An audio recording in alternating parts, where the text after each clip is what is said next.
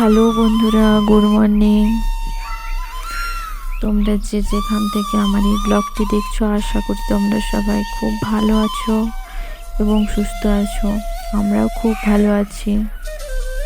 খড়গপুরের ছোট্ট একটি গ্রাম ভাটাপুকুর থেকে আমি তোমাদের সঙ্গে রুমা।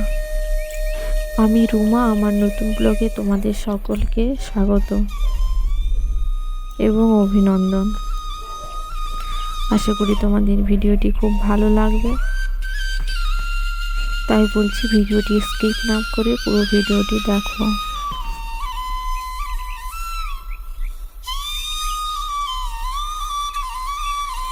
সকাল সকাল বাড়ির সমস্ত কাজকর্ম সেরে এখন চলে এসেছি বিছানা গোছাতে। বিছানাটা অনেক এলোমেলো হয়ে পড়েছিল, তাই ভাবলাম বিছানাটাকে গুছিয়ে নিই, তারপর অন্যান্য কাজ করব। বেড কভারটাও নোংরা হয়ে গেছিল, তাই বেড কভারটাও চেঞ্জ করে নিলাম।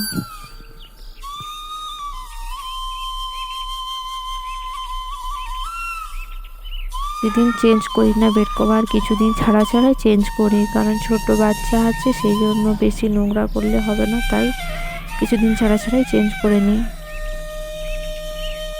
একটু পরিষ্কার পরিচ্ছন্ন করে রাখতে হবে।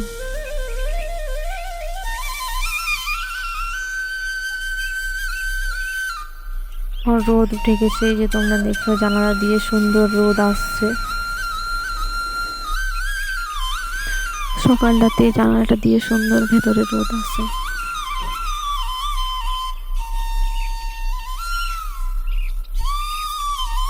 আমার বিছানা গুছানো হয়ে গেল।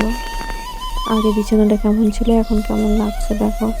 আগে পুরো অগোছালো হয়ে পড়েছিল। বিছানা গুছিয়ে এবারে চলে আসলাম বাইরে। আমার মেয়ের কিছু জামা কাপড় ছিল, সেগুলো ধুয়ে নিয়েছি, এবারে রোদে দিয়ে দিব। এখনও এখানে রোদ এসে পৌঁছায়নি, তাও আগের থেকে দিয়ে রাখলাম।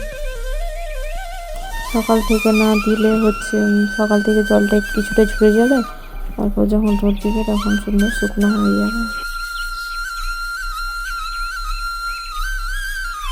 আজকে সকাল থেকে ওয়েদারটা পুরো মেঘলা মেঘলা লাগছে, কারণ শুনছিলাম নিম্নচাপ হওয়ার কথা আছে, তাই আজ সকাল থেকেই মেঘলা মেঘলা ঘুরছে।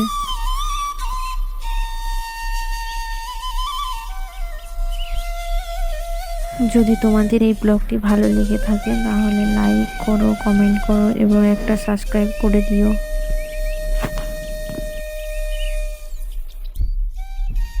এবারে চলে আসলাম, সকালে কি টিফিন হবে সেই রান্নাঘরে চলে আসলাম। দেখা যাক কী করা যায়।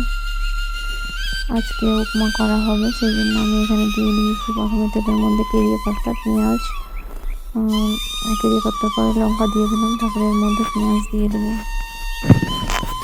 সত্যি কথা বলতে আমি আগে উপমা বানাতে জানতাম না, কোনোদিন উপমা খাইও নি আর বানাইও নি।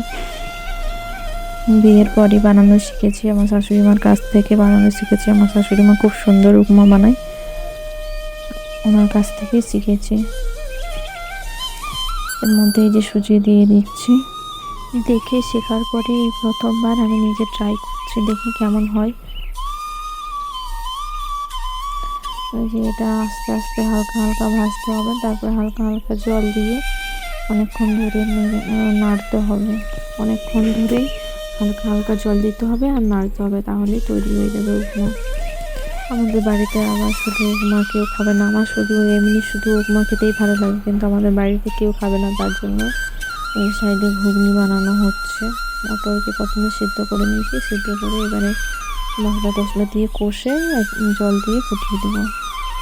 আজকে শ্বশুর মশাই যে বাজার থেকে পটল মাছ নিয়ে এসেছেন, আজকে পটল মাছ রান্না হবে। এখন আর তেমন কিছু রান্না তোমাদের সঙ্গে শেয়ার করতে পারবো না, কারণ একাই সব কিছু করতে হবে। বাই বন্ধুরা, আজকে আমার এই ব্লগটি এই পর্যন্ত। দেখা হচ্ছে পরবর্তী ব্লগে। সবাই সুস্থ থেকো, ভালো থেকো।